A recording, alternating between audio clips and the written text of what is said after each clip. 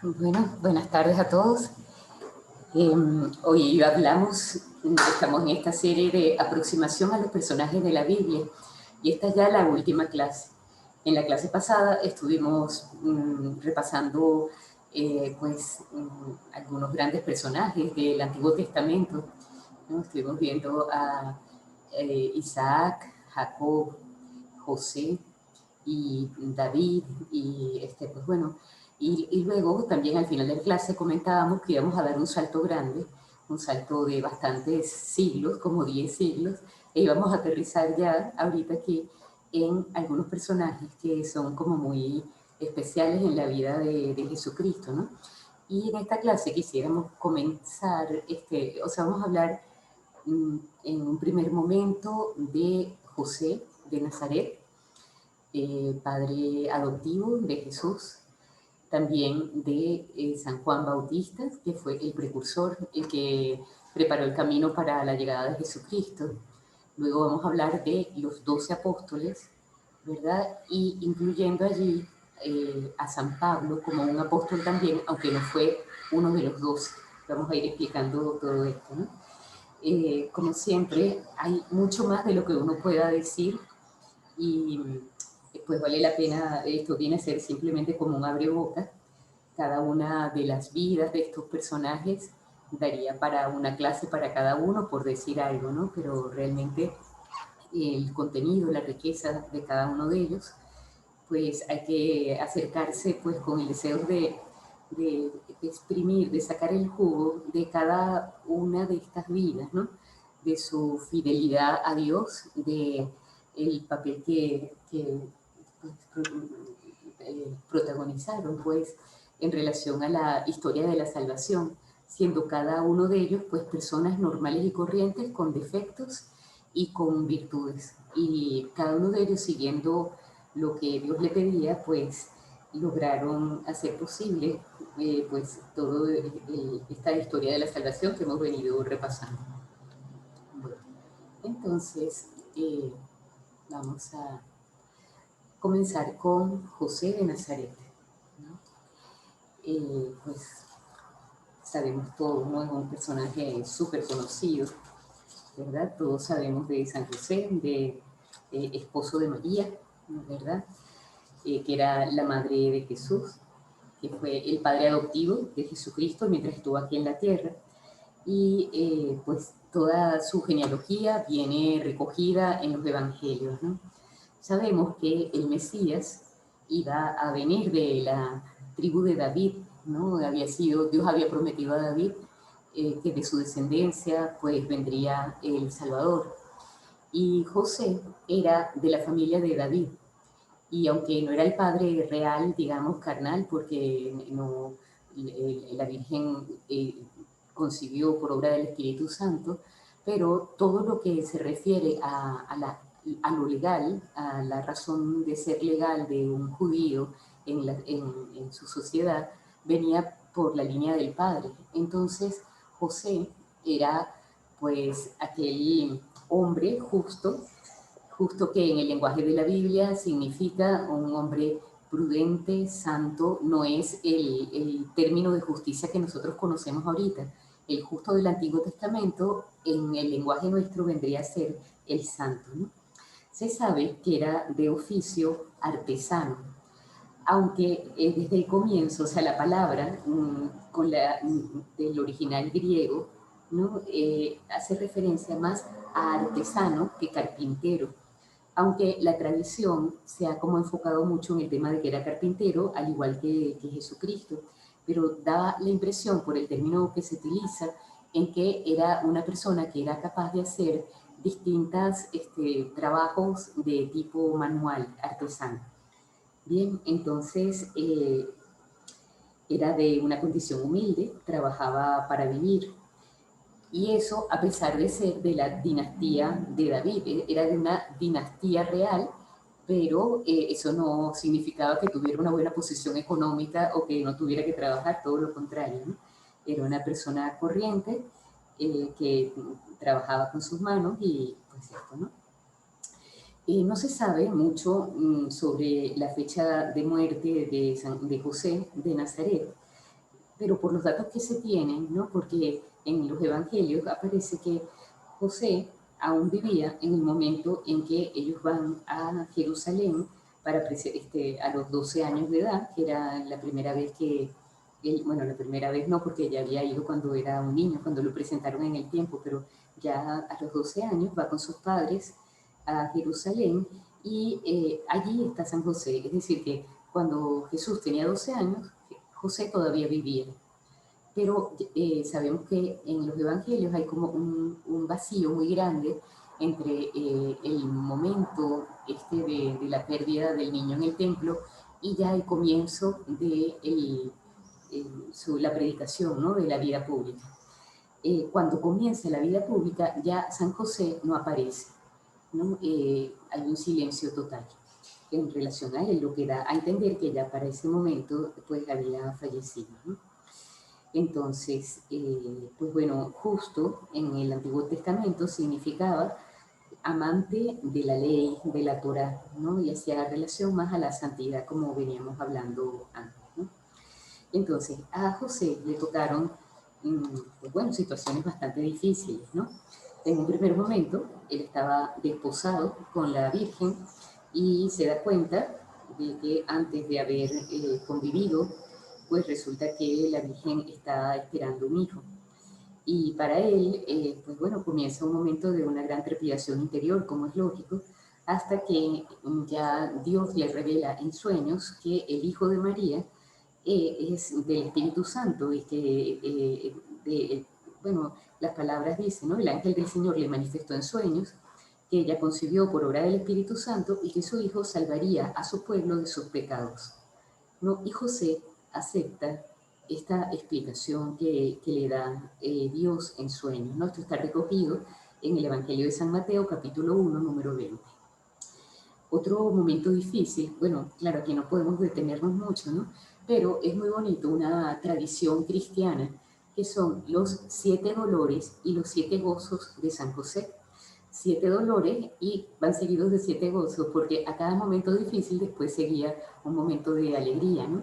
Entonces, en este caso concreto, este dolor era la angustia que sentía por ver a su esposa encinta y la alegría viene cuando ya el ángel le revela, perdón, el ángel no, Dios le revela en sueños que ese hijo era hijo de Dios, ¿no?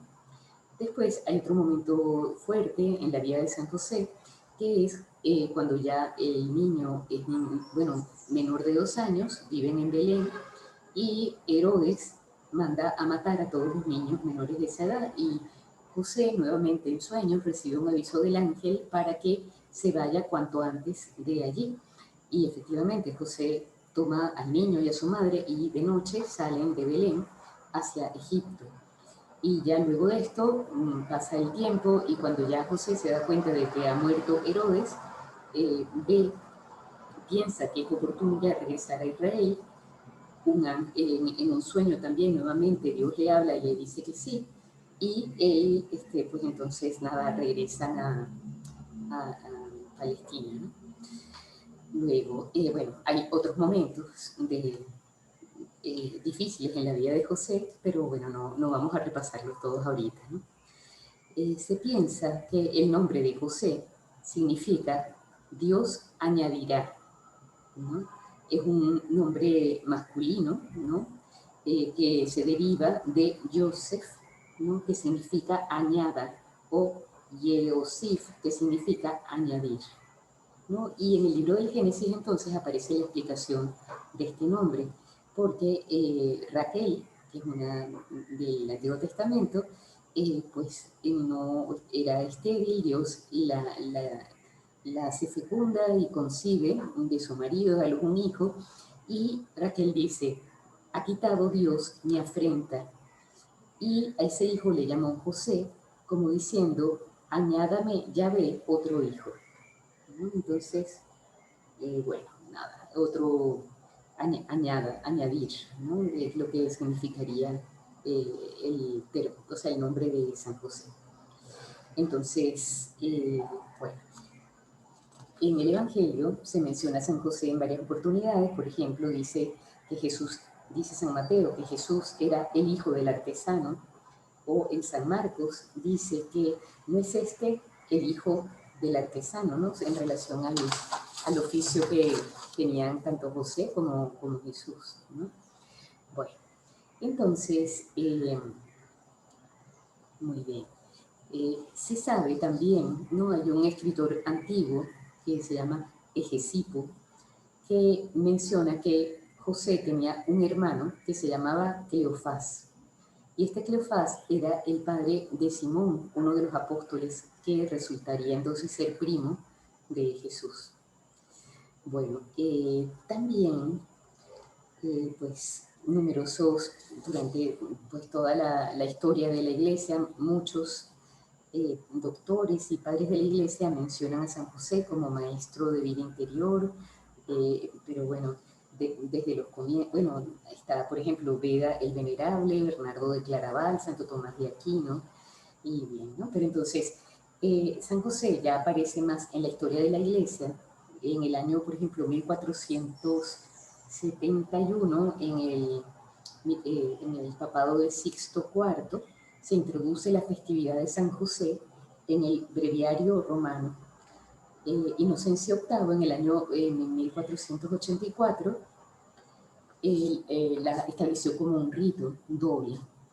Y también, luego, los frailes menores franciscanos consideraban a San José como el único modelo de paternidad, y los franciscanos desde el siglo XIII hasta el siglo XV fueron hablando mucho de San José como modelo de fidelidad, de humildad, de pobreza, de obediencia para los seguidores de San Francisco de Asís. Sin embargo, fue Teresa de Ávila, Santa Teresa, la que dio un fuerte impulso de devoción a San José en el siglo XVI. Entonces, aunque es un poquito largo, voy a leer algo de un texto de Santa Teresa. Dice lo siguiente, está en castellano antiguo. Dice: tomé por abogado y señor al glorioso San José y encomendéme mucho a él. No me acuerdo hasta ahora haberle suplicado cosa que la haya dejado de hacer. Es cosa que espanta las grandes mercedes que me ha hecho Dios por medio de este bienaventurado santo, de los peligros que me ha librado, así de cuerpo como de alma. Que a otros santos parece les dio el Señor, gracia para socorrer en una necesidad. A este glorioso santo tengo experiencia que socorre en todas, y que quiere el Señor darnos a entender que así como le fue sujeto en la tierra, que como tenía nombre de Padre, siendo ayo, le podía mandar, así en el cielo hace cuanto le pide. Paréceme a algunos años que cada año en su día le pido una cosa y siempre la veo cumplida. Si va algo torcida la petición, él la endereza para más bien mío. Bueno, total que sigue un poquito más el texto, pero vamos a continuar, ¿no? Entonces, Santa Teresa de Ávila, ¿no? Estamos hablando del siglo XVI. Luego, en 1889, el Papa León XIII publica una encíclica, Quam Pluries, acerca de San José. Y el 15 de agosto de 1989, cuando se cumplía un centenario de esta encíclica, el Papa Juan Pablo II escribió una exhortación apostólica llamada Redemptoris Custos, ¿no? Que es como la carta magna de la teología sobre San José. Luego, en el 2013, el Papa, en una homilía, habló del alcance de la devoción a San José para la Iglesia Católica y, otras, en cuanto a San José como patrono, ¿no? Pío IX lo proclamó en 1870 patrono de la Iglesia Universal, ¿no? Y dentro de las cosas curiosas que dice aquí, dice la Iglesia Católica lo ha declarado también protector contra la duda, y Benedicto XV lo declaró además patrono contra el comunismo y la relajación moral, ¿no? Benedicto XV. Y ya terminando con San José, Juan Pablo II escribió entonces la Redemptoris Custos, que habíamos nombrado antes, y el Papa Francisco, el 8 de diciembre de 2020, ¿no? Escribió una carta que se llama Patris Corde, que es un tesoro, es una cosa bellísima, ¿no? Con motivo del 150 aniversario de la declaración de Pío IX. Y declara un año de San José, que está ahorita, estamos en pleno año de San José, y finaliza el 8 de diciembre del 2021, comenzó el 8 de diciembre del año pasado, del 2020. ¿Bien? Entonces, bueno, solo como dato curioso, en la iconografía se ve que en algunos casos se ha representado a San José como un anciano. Y todo esto con el motivo de querer darle a San José, pues bueno, como la Virgen era joven y pues bueno, no cohabitó con San José, pues era pues una manera de hacer referencia como a la castidad de José.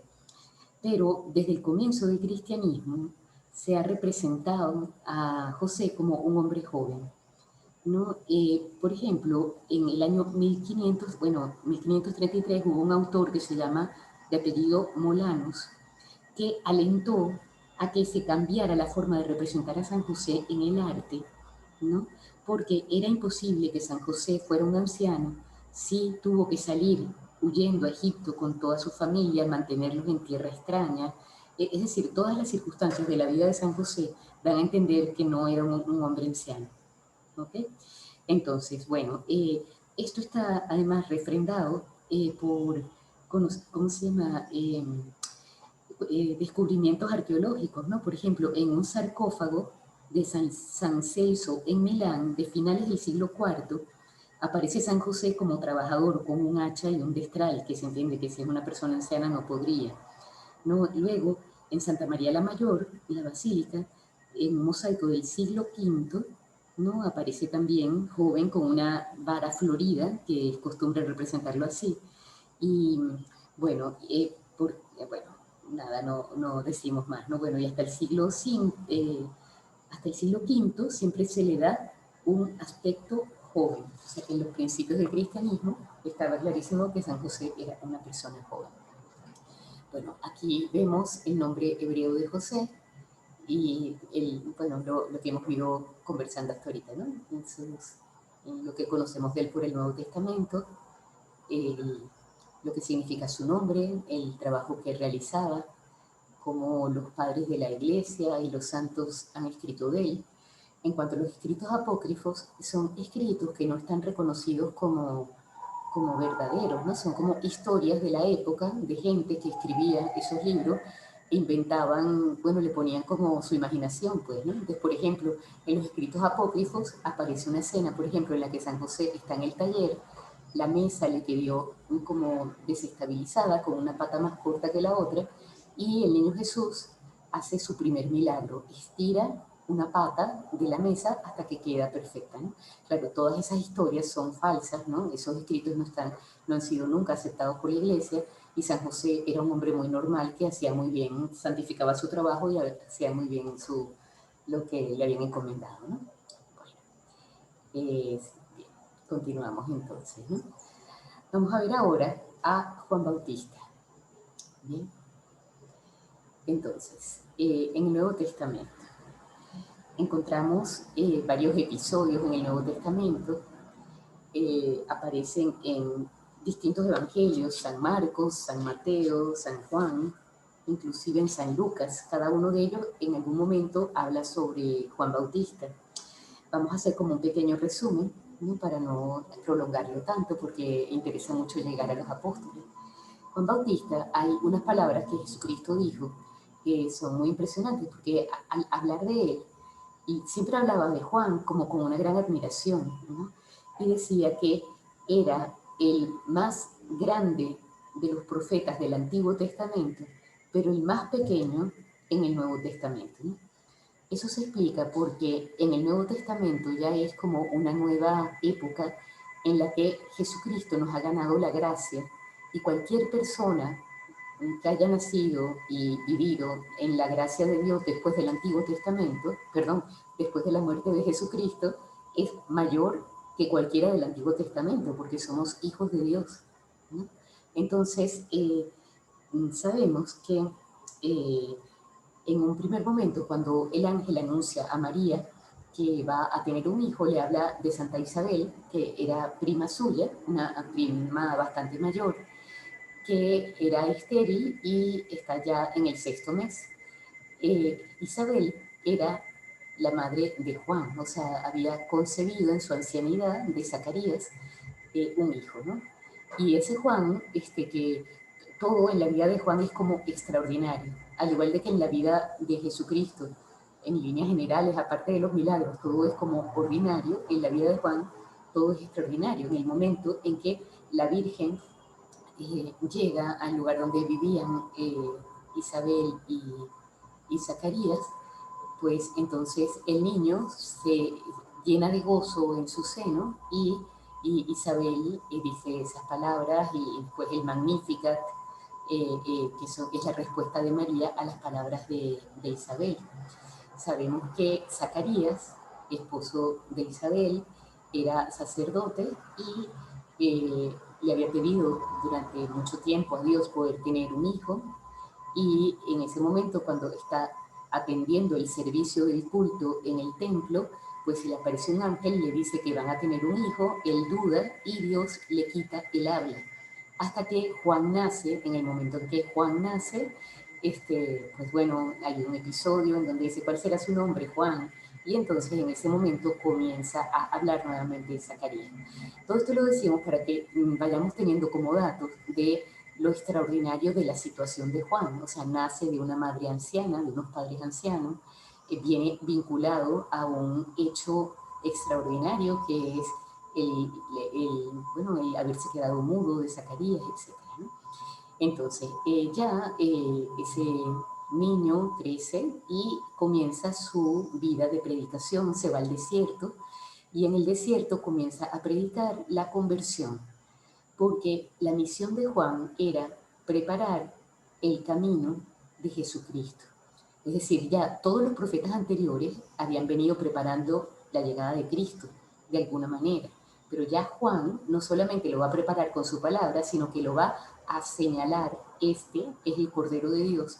Cuando él se va, cuando Jesucristo aparece en el Jordán y él donde bautizaba a Juan y se bautiza con Juan, ¿no? Entonces es esta escena en la que aparecen ya por primera vez en el Nuevo Testamento la Santísima Trinidad, porque se abre el cielo, no se oye una voz que dice, este es mi Hijo amado, y aparece la paloma, que es la representación del Espíritu Santo, ¿no? En ese momento, pues comienza la vida pública de Jesucristo, y es Juan quien le señala a sus propios discípulos, aquí está uno que es más grande que yo, a quien yo no soy digno de desatar la correa de sus sandalias. En el Nuevo Testamento se hace una comparación también con Elías. Elías era un profeta del Antiguo Testamento que fue extraordinario y que tenía un estilo como el de Juan, ¿no? Y pues viene a ser como, Juan vendría a ser como el nuevo Elías, pero ya el que va a señalar la llegada de Cristo, ¿no? Se habla aquí de la vinculación con los esenios, porque en algún momento se ha pensado que quizá Juan estuvo en contacto con este grupo de personas que eran judíos, ¿no? Bueno, que se separaban del mundo para cultivar una espiritualidad más profunda, ¿no? Entonces, se ha hablado de este tema, pero no hay una, digamos, algo que sea como definitivo, que pueda explicar que existe verdaderamente una vinculación de Juan Bautista con los esenios. El bautismo de Juan era distinto al bautismo de Jesús. El bautismo de Juan era una llamada a la conversión, a la penitencia. Entonces, los distintos discursos que se recogen en el Nuevo Testamento sobre Juan Bautista, las distintas personas le preguntan, bueno, ¿y yo qué tengo que hacer? Y le va diciendo a los soldados, a los mentales, les va diciendo cómo tienen que cambiar, ¿no? Bueno, entonces, ya terminando con Juan Bautista, vamos a leer brevemente un texto de Flavio Josefo, que hemos mencionado en otras clases, que era un historiador y en su libro Historia Antigua, en Antigüedades Judías, habla de la figura de Juan Bautista. Bueno, perdón, no hemos hablado del fallecimiento de Juan Bautista, que, pues bueno, Juan tenía un gran amor a la verdad y su misión era pues, poner a las personas ante Dios, ¿no? Ante su propia verdad, para que viéndose a sí mismos y viendo, bueno, sus cosas buenas y también sus desviaciones, pues pudieran recomenzar y pudieran estar preparados para la venida de Cristo, ¿no? Entonces, estaba Herodes muy interesado en Juan Bautista, quería conocerlo, y tenía cierto aprecio por él, ¿no? Pero se narra en el Evangelio que hubo una cena, que la hija de Herodías, que era una esposa de Herodes, mm, bailó y agradó tanto a Herodes que le dijo que le concedería cualquier cosa que le pidiera. Y como Herodías no era una esposa, digamos, legítima de Herodes, pues ya San Juan había dicho, ¿no? Le había dicho a Herodes que no podía tener esa mujer, que esa no era su mujer. Y pues a ella no le gustaba nada. Entonces, finalmente, la Herodías le dice a la hija, después del baile, que le pida a Herodes la cabeza de Juan el Bautista. Entonces, pues nada, Herodes manda a decapitar a Juan Bautista y pues esta es la manera en que muere, ¿no? Entonces, la cita de Flavio Josefo dice lo siguiente, ¿no? Dice,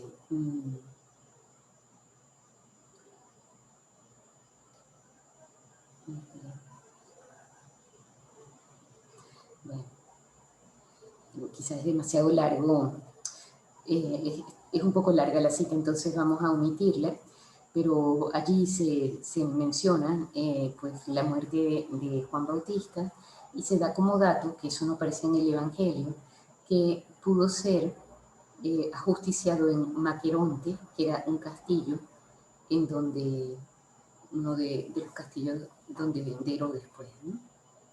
Okay. Bueno, entonces, sus reliquias, ¿no?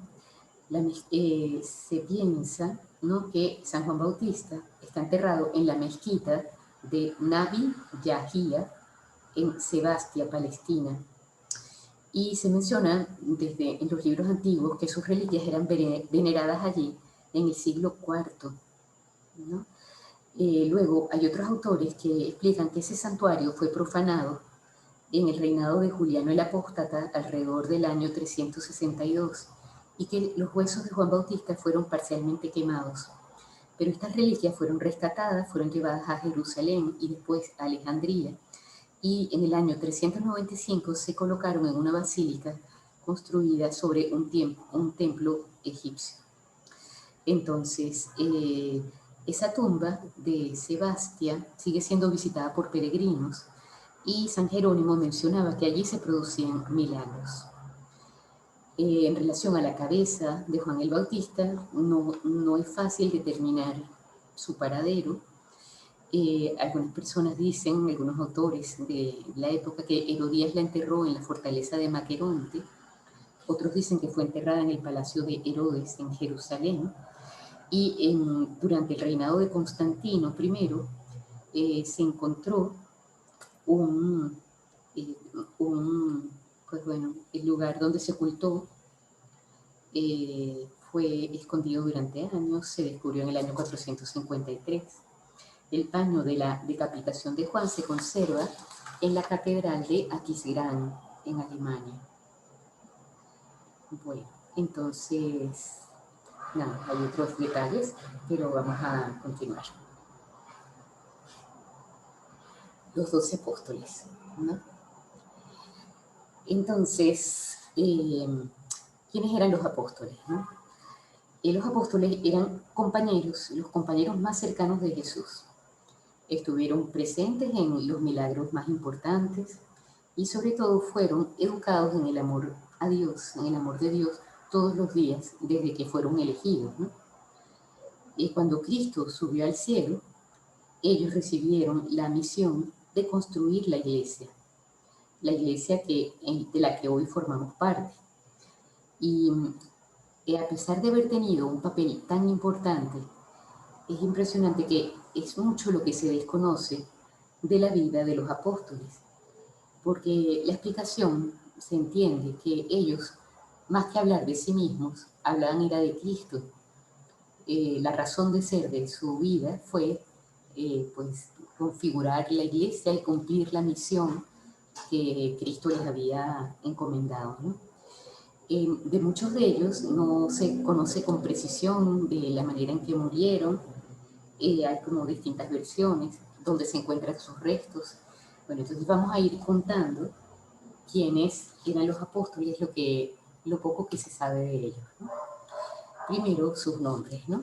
Sabemos que fueron 12: Simón Pedro, Andrés, Santiago, Juan, Felipe, Bartolomé, Tomás, Mateo, Santiago de Alfeo, Tadeo, Simón y Judas Iscariote.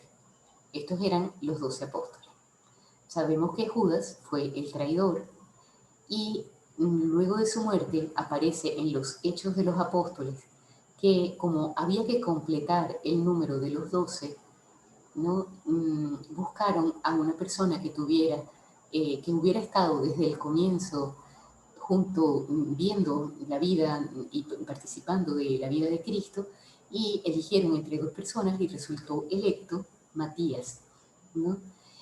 Y por otra parte, aunque no era uno de los 12, está Saulo de Tarso, que se le puede aplicar el título de apóstol porque vio a Cristo en el momento de su conversión, aunque ya fue una aparición, ya había muerto, y fue, o sea, cumplió la misión de apóstol a cabalidad de una manera extraordinaria, ¿no?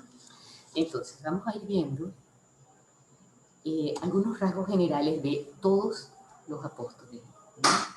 Entonces, lo primero era que los rabí de la época, los maestros, acostumbraban tener un grupo de personas, de discípulos alrededor suyo, ¿no? Es decir, el hecho de ver un rabí rodeado de sus discípulos era normal, era corriente en Jerusalén. Decíamos en una clase anterior que en el caso de los rabí judíos, ellos elegían a sus discípulos, perdón, al revés, los discípulos elegían a esos rabí para aprender. Yo quiero estudiar, como uno cuando va a la universidad, yo quiero estudiar en esta universidad, en esta otra. Pero en el caso de Cristo fue Él el que eligió a sus apóstoles, ¿no? Entonces aquí está el tema de la elección. ¿Por qué los eligió? Entonces, realmente no existe una explicación lógica, racional, como que a nosotros nos satisfaga en nuestra curiosidad de por qué eligió a esas personas concretas. Porque desde un punto de vista humano, cualquiera de nosotros no hubiera elegido a ninguno de ellos, ¿no? Eran personas con poca cultura, la mayoría de ellos pescadores, aunque algunos sí eran personas más cultivadas. También eran personas trabajadoras, pobres, no es que les sobrara el tiempo, ¿no? Tampoco, pues, su, mm, eran de, digamos, como de, venían de ambientes muy distintos. Por ejemplo, uno de ellos era Mateo, era publicano, recaudador de impuestos, y por tanto era profundamente odiado por todos los judíos, porque era una persona como que se había pasado al bando de los romanos, ¿no? Y pedía los impuestos a sus propios coterráneos, ¿no? Entonces había pues distintas visiones de cuál era la misión de Cristo, cómo sería el reino de Dios. Unos pensaban que el reino de Dios era pues sacar de una vez por todas a los romanos de allí, de Israel, pero claramente pues la misión del Mesías no era una misión terrenal. Es decir, que la elección de Cristo, de estos apóstoles, fue sencillamente porque quiso. Algo vio en cada uno de ellos que, pues bueno, los conocía desde toda la eternidad y sabía exactamente quién era cada uno de ellos. Y también, de alguna manera, uno puede pensar que quiere darnos como una lección a nosotros también, ¿no? Un mensaje. Es decir, cada uno de estos apóstoles, de edades distintas, de, digamos, formación intelectual diferente, de tendencias políticas y culturales de distintas zonas, de, bueno, como distintos, ¿no? O sea, la iglesia no es una iglesia ni de ricos, ni de pobres, ni de sabios, ni de incultos, ni de, o sea, en la iglesia es pues el conjunto de los hombres elegidos por Dios según una vocación que precede a su propia existencia. Es decir, el amor de Dios por los hombres es tan grande que no elige lo que es bueno, sino que hace bueno lo que elige. Es decir, la gracia de Dios, la elección divina, genera en aquellas personas un cambio, bueno, siguen teniendo y seguimos teniendo todos los cristianos y todas las personas que han sido llamadas a la iglesia, pues son personas con errores, son personas con debilidades, pero que han sido llamadas por el amor de Dios a una vida de santidad. Y al igual que estos primeros discípulos cometieron errores bueno, y recomenzaron y fueron fieles hasta la muerte. Al principio les costaba mucho entender lo que Jesucristo les decía, pero fueron comprendiendo, fueron recibiendo la gracia, se fueron transformando verdaderamente en aquellos apóstoles o enviados y murieron y dieron la vida por su maestro, ¿no? Entonces, Dios les elige, pero no solo les elige, sino que les instruye. Es decir, solo tuvo 3 años Jesucristo para hacer de aquellos hombres apóstoles, ¿no? Y se nota que el trabajo tiene que haber sido muy duro, porque en distintas ocasiones en el Evangelio va diciendo, pero todavía no entendéis, todavía, o bueno, cuando se supone que ya deberían haber entendido un poquito más, están en el momento de las últimas cenas, justo a punto de morir el Señor por nosotros, y ellos empiezan a hablar entre ellos sobre quién sería el mayor, ¿no? Todavía hay en ellos, bueno, vanidad, ambición, tantas cosas, ¿no? Entonces, se ve que ese trabajo durante 3 años de Jesucristo en relación a sus apóstoles fue un trabajo arduo, difícil, ¿no? Tenía que modificar sus prejuicios, ¿no? En muchos temas. Por ejemplo, uno de ellos es, pues bueno, ¿para qué venía el Mesías a la tierra?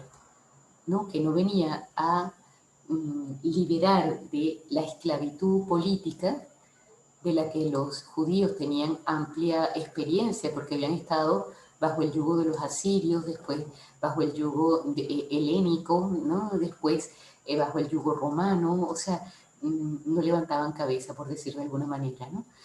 Pero Cristo no era rey, pero su reinado no es un reinado de esta tierra, ¿no? Recordamos su conversación con Pilatos, en donde él le pregunta, ¿tú eres rey? Sí, soy rey. No, pero mi reinado no es de este mundo, sino hubieran venido legiones de ángeles a salvarme, etcétera, ¿no? Bueno, entonces les instruyó profundamente. No, no solamente los instruye, sino que les da una misión. Esa misión se la va dando, ¿no? A lo largo de su camino en la tierra, pero ya de una manera expresa y como muy concreta en el momento de la ascensión al cielo, luego de la resurrección. Y les dice, id por todo el mundo, predicad el Evangelio a todas las gentes, bautizándolas en el nombre del Padre, del Hijo y del Espíritu Santo. Es decir, están enviados no solo al pueblo judío, sino también a los gentiles, a todo ser humano. ¿Ok? Bueno, y entonces viene después el cumplimiento. ¿A qué hace referencia esta palabra? Es decir, el Señor los prepara, el Señor les envía, ¿verdad? Eso significa apóstol, enviado. Pero después, ya una vez que Jesucristo se ha ido, ellos realizan la misión. Estos 12 apóstoles se dispersan por toda la tierra para llevar la palabra de Dios, el evangelio del amor, el evangelio de las bienaventuranzas, de la justicia, de la comprensión, de la misericordia. Bueno, entonces vamos a intentar ver un poquito de cada uno de los apóstoles, ¿no? Entonces, aquí tenemos, ¿no?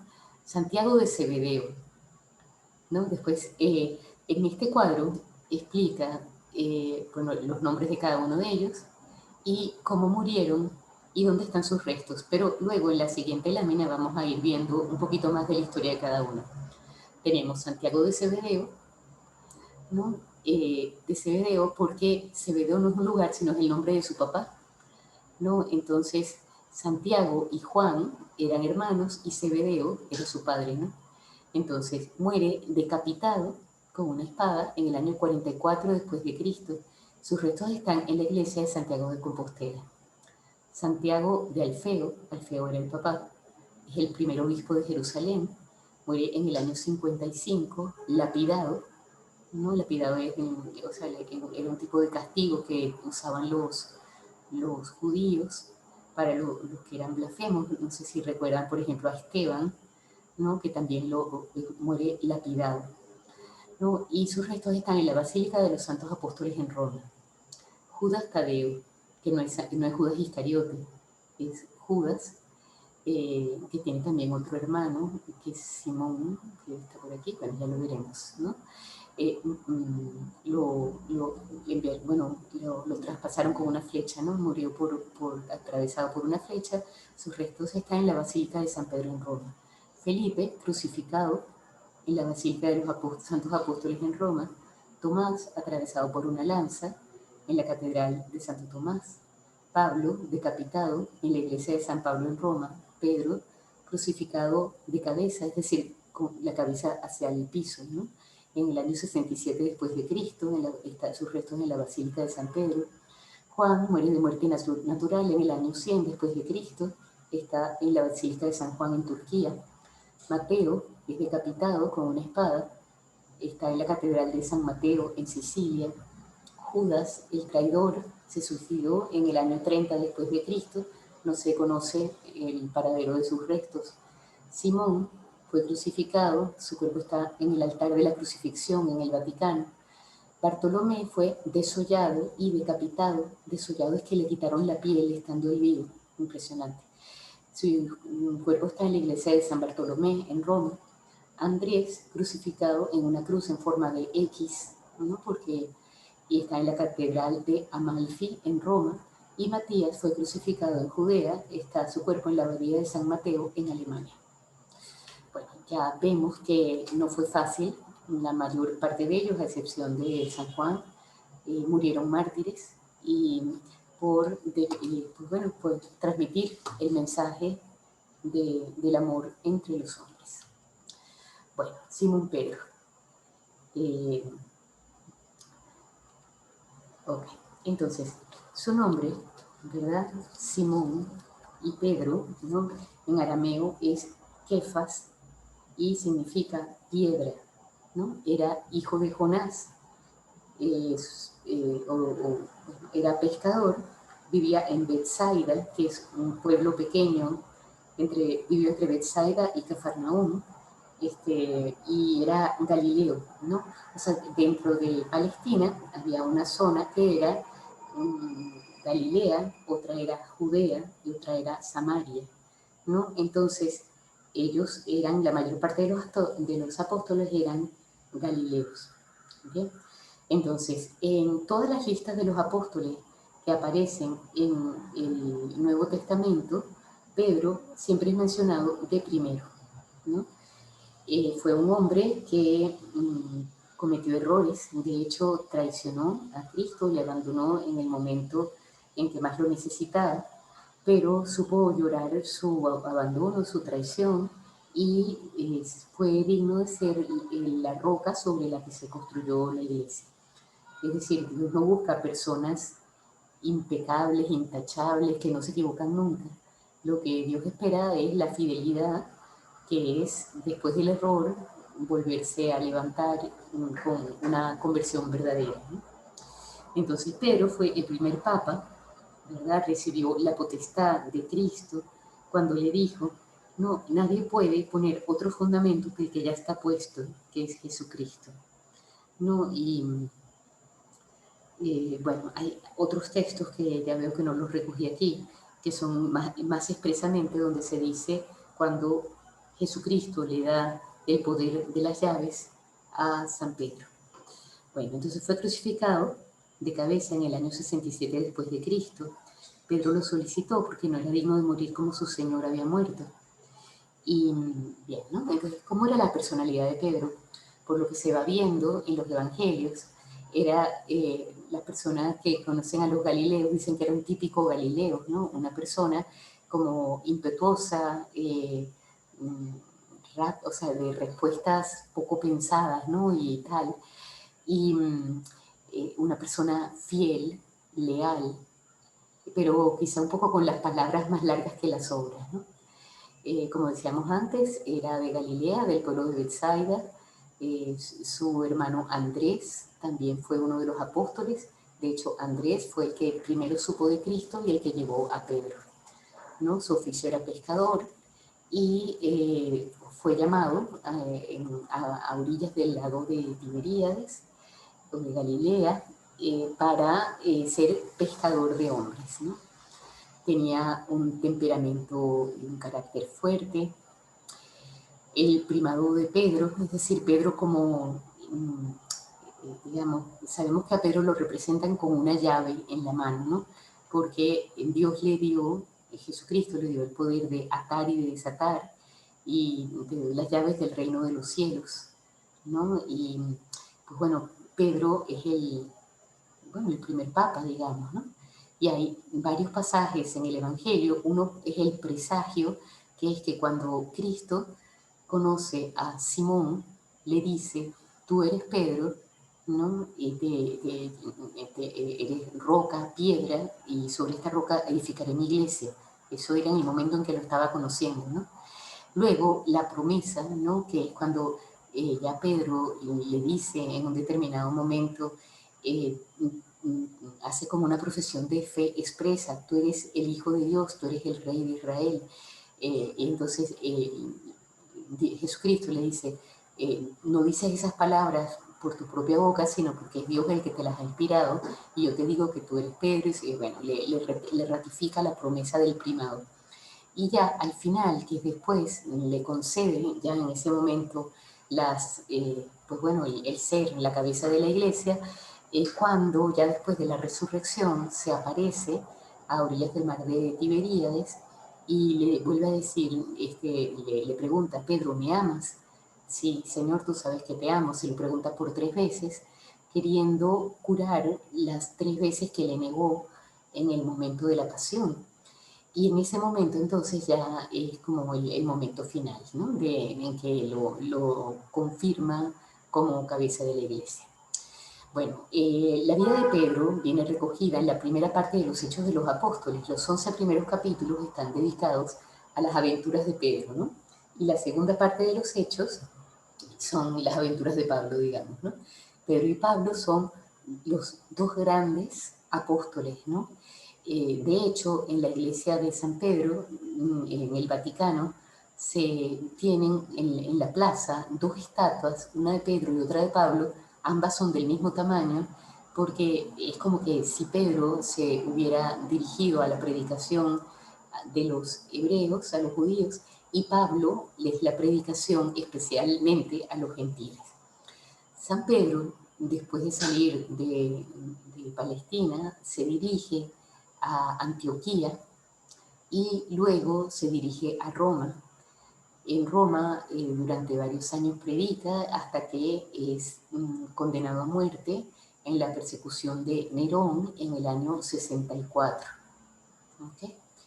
Y entonces la predicación de San Pedro viene recogida por el Evangelio de San Marcos, que como recuerdan que vimos anteriormente, Marcos es el que recoge toda la predicación de Pedro, pues es como digamos, el que le acompañó durante su predicación y recoge su doctrina. También hay 2 cartas en el Nuevo Testamento que son 2 cartas de Pedro. ¿Okay? Entonces, sabemos que los apóstoles, o sea, Dios no fundó la iglesia para que la iglesia terminara a la muerte de los apóstoles, porque ya en el año 101, después de la muerte de Juan, se hubiera acabado la iglesia. Entonces, la iglesia fue fundada para perdurar hasta el final de los tiempos, hasta la segunda venida de Cristo. Por tanto, la elección de los apóstoles es una elección de aquellos que habían de ser los primeros en una serie que van a ser entonces después ya todos los obispos a lo largo de los siglos, y bueno, y todos los papas que son los sucesores de Pedro. Entonces, aunque Pedro muere en Roma en el año 54, su doctrina pervive en la iglesia, más que su doctrina, es la doctrina de Cristo. Pedro no es sino el vicecristo en la tierra, ¿no? Y a pesar de haber sido, pues eso, ajusticiado en el año 54, pues la iglesia pervive hasta la actualidad y hasta el final de los tiempos. Es una promesa hecha por Dios a San Pedro, ¿no? Las puertas del infierno no prevalecerán contra ella, aunque ha habido momentos muy duros en la historia de la iglesia en los que no se veía tan clara la santidad de la iglesia. La iglesia siempre es santa, aunque las personas que formamos parte de ella, ya sean la jerarquía, los sacerdotes o nosotros mismos, podemos ser personas pecadoras, pero la iglesia sigue siendo santa, porque la iglesia es sobrenatural, es divina. Entonces, la iglesia durará hasta el final de los tiempos y las puertas del infierno no prevalecerán contra ella. Es una promesa de Cristo. Aquí vemos esta pintura impactante de Caravaggio de la crucifixión de Pedro, ¿no? Le han clavado ya la cruz y lo están colocando boca abajo. Tiene una fuerza extraordinaria esta pintura. Aquí tenemos, esto les animo a buscar en internet, en Google, las grutas vaticanas y el sepulcro de Pedro, porque es interesantísimo y además bastante reciente. O sea, a mediados del siglo pasado, es decir, alrededor de 1940 y pico, el Papa Pío XII dio orden de investigar arqueológicamente el cementerio que estaba debajo del Vaticano, ¿no? Aquí estamos viendo, ven que esta es la iglesia de San Pedro, aquí está el baldaquino de San Pedro, que todas lo habremos visto ojalá que sea en vivo, pero bueno, al menos en imágenes por televisión. Este es el altar principal, ¿no? Entonces aquí, si uno baja por esta escalerita, aquí en este lugar, perdón, hay un altar, un altar que recoge, pues bueno, los restos de Pedro. Pero, ¿qué hay de real de que la Basílica de San Pedro está colocada sobre la tumba de Pedro, ¿no? Entonces, efectivamente, en la época en la que muere Pedro, le entierran en este cementerio. Este es un cementerio, ¿no? De la época de Pedro, ¿no? Entonces era un cementerio romano. Entonces Pedro es sepultado aquí. Pasan los años y ya con Constantino, ¿no? En el siglo IV, se construye la Basílica Constantina, que, como detalle curioso, estas columnas que ustedes ven aquí y están también en distintos lugares de la Basílica de San Pedro, eran las columnas de la primera basílica, la Basílica Constantina. Después de eso, pasado muchos años, se construye entonces en el mismo lugar la iglesia, ya la basílica propiamente de San Pedro, tal como la conocemos ahora, ¿no? Ya estamos allí bastante más adelante, siglo XVI, si no recuerdo mal. Entonces, siempre se pensó y se mantuvo la tradición de que el altar mayor estaba colocado sobre la tumba de San Pedro. Entonces el Papa Pío XII, ya a mediados del siglo pasado, ordena que se realice la investigación sobre esta creencia, digamos, que existía, ¿no? Entonces, la historia no la podemos contar aquí, pero de hecho se encontró un lugar donde había una inscripción que decía Hic es Petrus, aquí está Pedro, y además todas las tumbas de los alrededores estaban colocadas como enfocadas hacia ese lugar, es decir, como que si la devoción de los primeros cristianos hubieran hecho hubieran querido como que su cuerpo reposara al lado de Pedro, ¿no? Entonces se ve como de una manera muy clara que allí estuvo los restos de Pedro, que, pues bueno, nada, la historia es más larga como pueden imaginarse, pero bueno, pueden buscarla en internet. De todas maneras, si en algún momento tienen la suerte de poder ir a Roma, hay unas excursiones, digamos, unos recorridos por las grutas vaticanas. Hay que buscar y hay que pedir por internet el cupo, porque no es todos los días, en donde uno puede recorrer todas las grutas vaticanas y se explica todo esto, ¿no? Okay. Bueno, conversión de San Pablo. Vamos a decir muy poco. Simplemente vamos a ver esta imagen porque ya llevamos una hora de clase y hay que terminar, ¿no? Vemos aquí también este Caravaggio, en donde vemos cómo Pablo cae del caballo en el momento en que ve la imagen, o sea, un gran resplandor le ilumina, se queda ciego y cae, ¿no? Cae en tierra. Ahora, como cosa curiosa, sabemos que en el Evangelio no dice para nada que él iba en un caballo.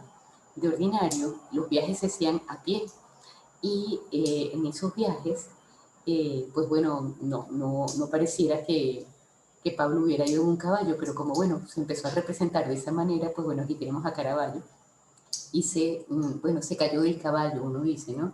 Como se convirtió, dejó de pensar lo que pensaba. Nosotros usamos esa expresión, pero que sepamos que en el caso de Pablo, en los evangelios no se dice que estuviera en un caballo. Bueno, aquí tenemos, solamente para hacernos idea del celo apostólico de Pablo, los viajes que realizó. Entonces, los viajes, como decía, muchas veces, o sea, la mayor parte de las veces eran o a pie o, lógicamente, en un navío, pues los que eran por mar eran pues en un barco, ¿no? Entonces, es impresionante, si se ve, yo tenía por aquí en algún lugar los kilómetros que recorrió San Pablo en estos viajes, que era, cada uno de los viajes eran como, a ver si lo consigo aquí rápidamente,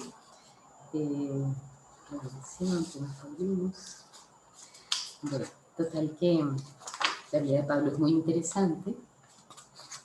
Las animo a leer alguna biografía de la vida de Pablo de Tarso. Bien, y ok, aquí está el dato que quería contarles como a título de información curiosa, ¿no? Entonces, en el primer viaje, desde Atalia, el puerto a donde llegó, desde Chipre hasta Derbe, ida y vuelta, 1000 kilómetros. Este es el primer viaje. Okay. Luego, segundo viaje, desde Tarso hasta Troade, 1400 kilómetros. Si se tiene en cuenta el desplazamiento por Galacia hasta su capital Ancira, hay que añadir 526 kilómetros más.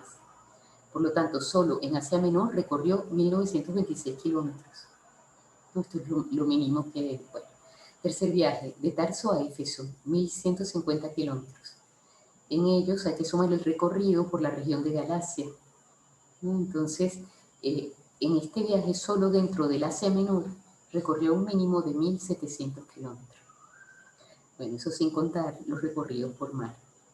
Entonces, se entiende muy bien, ¿no?, esta expresión de San Pablo que viene recogida en el Evangelio, ¿no?, por caminos difíciles y tal, ¿no? Entonces, este es el texto de San Pablo en la segunda epístola a los Corintios, capítulo 11. Dice, sobre los peligros que implicaron esos viajes.